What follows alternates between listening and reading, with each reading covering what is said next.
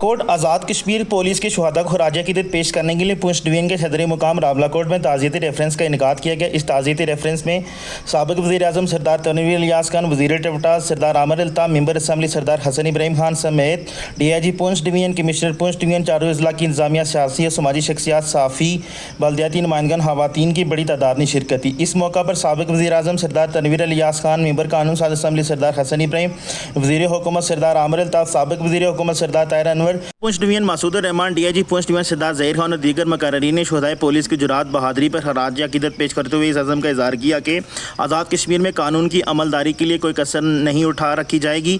आवाम social media के मनफी प्रोपेगेंडे पर तवज्जो न दें। आज़ाद कश्मीर में अमन व अमान क़याम शुहदा के खून से वफा के लिए तमाम तर सलाहियतों को बरोकार लाया जाएगा और रियासत की रेड चैलेंज करने वालों के साथ आहनी हाथों से निपटा जाएगा। इस मौका पर शुहादे के वर्सा को शील्ड्स भी दी गई। तकरीब के इख्तिताम पर मुल्क की सलामती, बका, इस्तेहकाम व मकबूजा कश्मीर की आज़ादी के लिए शुहादा के बुलंद दर्जात के लिए फातिहा ख्वानी भी की गई। पाल न्यूज़, रावला कोट, आज़ाद कश्मीर।